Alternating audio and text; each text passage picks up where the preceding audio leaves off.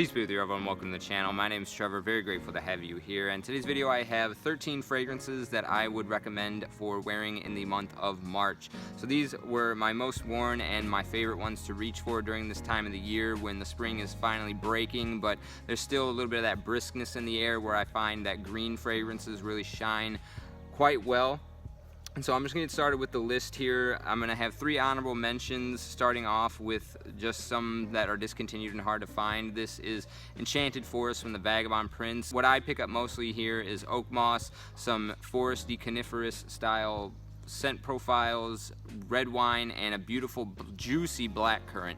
It's constructed in a way that might be comparable to maybe Cape Heartache from Imaginary Authors with its strawberry and foresty accents, but this one is just blended incredibly well, much better than the Imaginary Authors fragrance. Even though I quite enjoy that, this is just an all-star and really one of the best fruity fragrances in my collection, I would say. The blackcurrant and red wine in here that really come together to give this a beautiful, beautiful mouth-watering sensation. This is really one of the only fragrances in my collection that I get quite a salivating style reaction to the scent profile with. There's maybe 1 or 2 others, but this one shines the brightest in terms of that category of mouth-watering, I would say. And then the foresty, oak mossy vibes in here are very photorealistic and quite manly, I would say, for the way that the green accents the somewhat fruity and vibrant, joyful, and playful vibe going on in here. So really good juxtaposition of playful and serious here. Enchanted Forest from the Vagabond prints. Hard to find, but really scoop it up if you ever see it.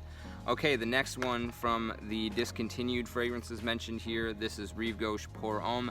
A little bit of a sweetened shaving foam. You do get a photorealistic style shaving foam out of the can sensation with a slight sweet touch from a star anise vibe going on in here. Otherwise, does a great job of capturing that fantasy note of fern. It does have a little bit of a green outdoorsy feel to it. One of the best Fougere, barbershop Fougere shaving foam style scent profiles, point blank period, at least that I've tried. Really amazing stuff. Really sad that it's discontinued. There is another version of this that comes in a cylindrical can, but this one is the only one that I've gotten my nose on, and really worth hunting down if you can find it. Wouldn't pay too much for it. I think I scooped this up for right around $200. I wouldn't pay more than that. If you can get it for anything $150 or less, definitely grab it at that price. Stunning, stunning juice right here. Rive Gauche Pour Homme, a legendary Fougere. Okay, and then finally the last discontinued fragrance here, perhaps even more of a legendary Fougere than Rive Gauche. This is my personal favorite Fougere in my collection. This is Gucci Nobile. I picked this 60 ml up off of Mercari for $200.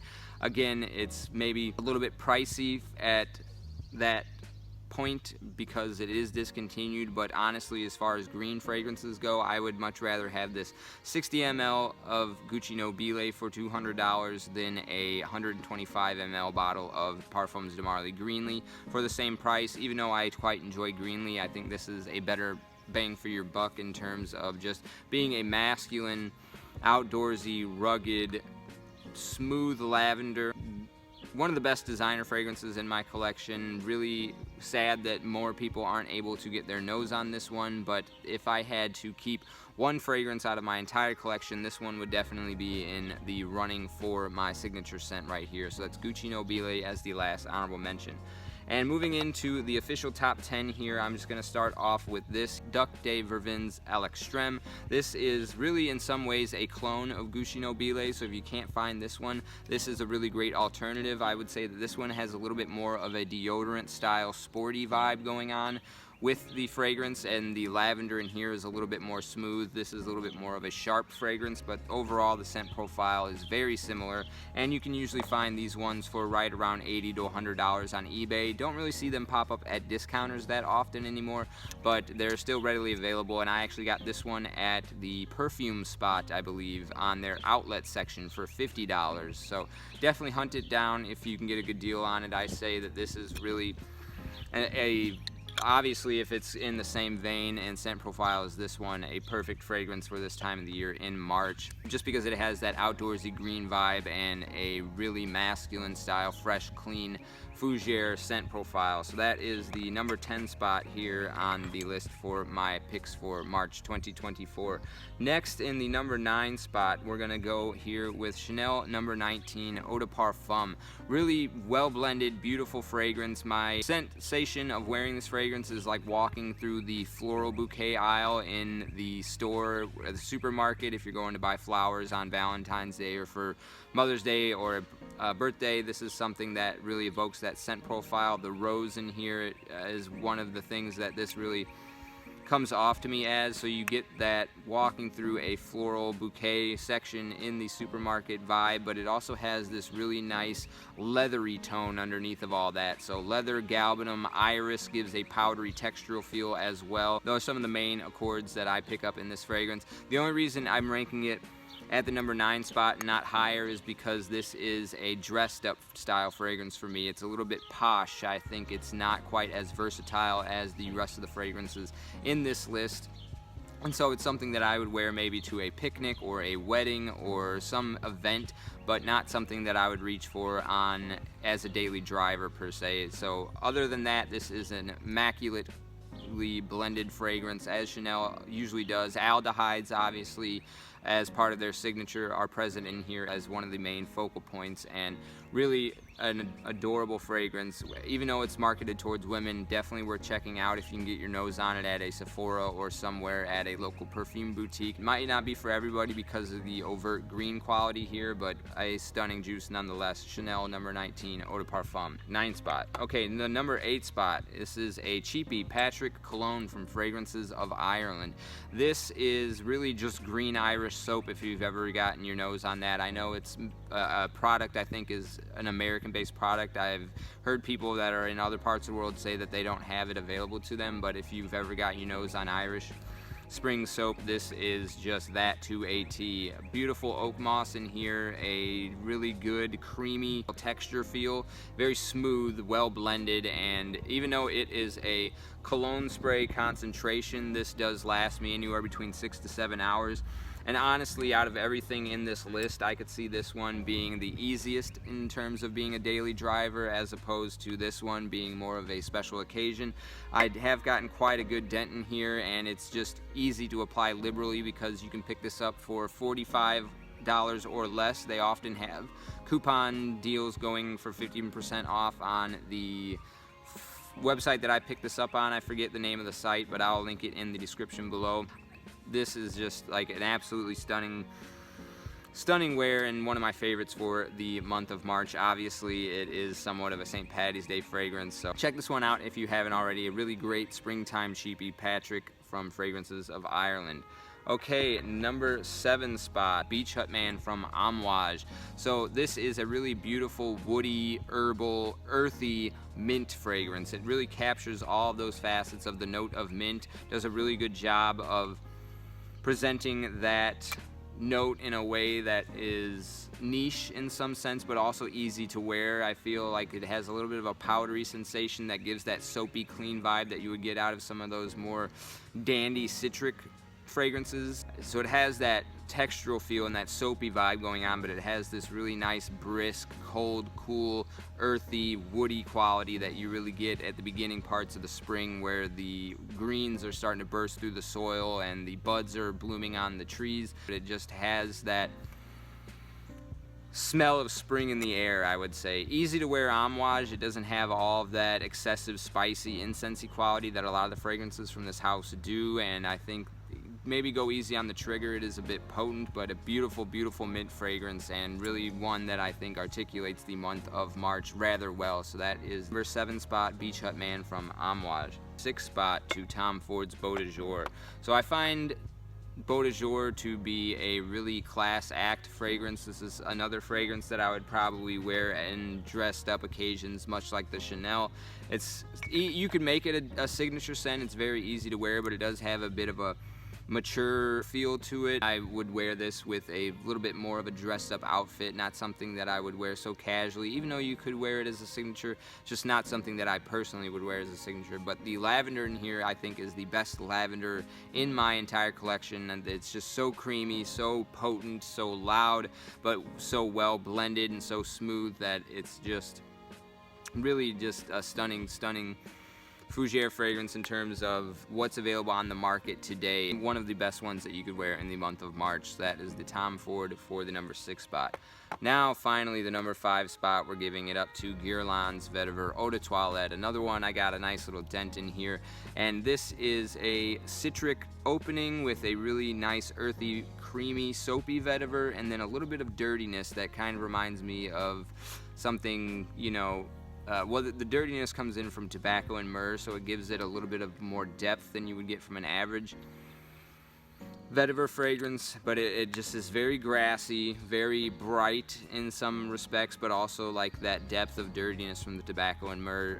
It's just such a good combination of 3 different aspects of a fragrance. It doesn't quite, the 3 don't really transition top, mid to dry down. You really get the whole fragrance uploaded on the first initial blast, I would say, and it just wears very easily. It's also a little bit more of a mature fragrance like Tom Ford, but I think this is easier to wear, for me at least, for something as a daily drive or something that I can put on every day, and especially in the springtime. I think this does get a little bit too heavy with the tobacco and myrrh closer into the high heat, so it's more of a early spring. March, April, May is probably where I start to put this one away and then start reaching for the Tom Ford's Gray Vetiver, but this is a masterpiece for a reason. Really get your nose on it if you haven't already. Guerlain just does fragrances well in general, but this I think is one of their best. So that is Guerlain Vetiver Eau de Toilette for the number 5 spot. Okay, the number 4 spot, we are going to go with this guy right here, Roja's Parfums Apex.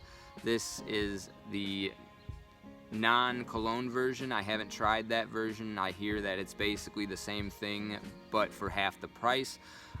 That being said, this is, I think, one of the most complimented fragrances in this list for me in the month of March. Also is a very enjoyable fragrance. It is constructed in a way that is somewhat similar to this Enchanted Forest. It has that really nice, rugged, masculine, outdoorsy, oak mossy vibe going on with it.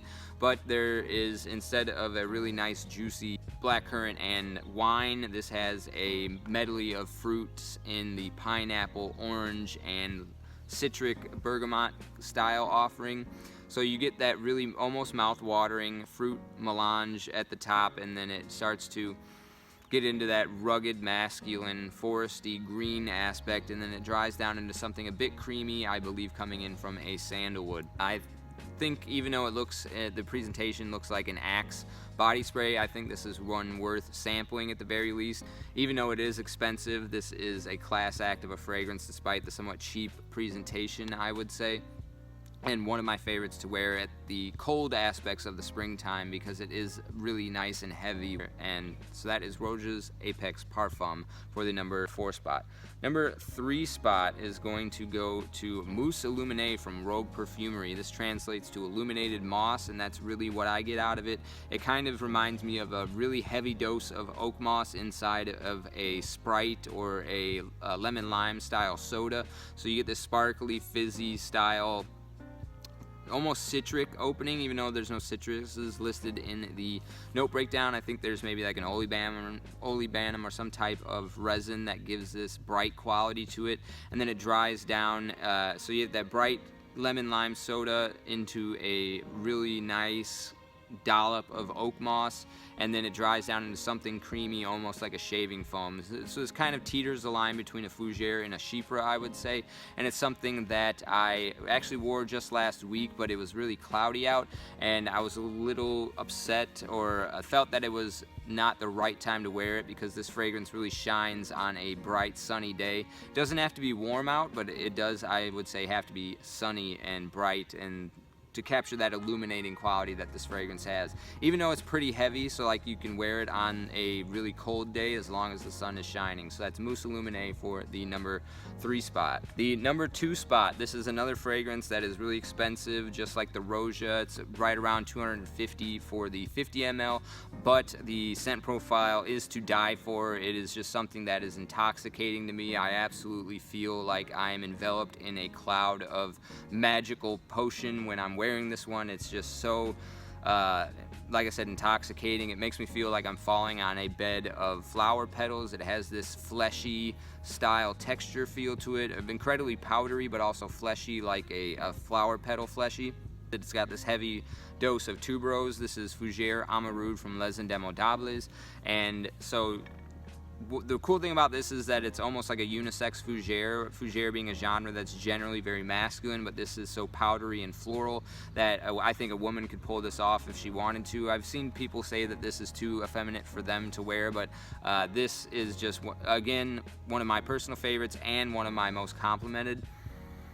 And just one of the most enjoyable wearing experiences. Like I said, the cloud is intoxicating, the texture is very enveloping, and just the quality here is off the charts. This entire brand, I think, does a really good job. I've sampled quite a few of them. I own this and the Vanille Havane, and I've got Rose de Jamal on the way.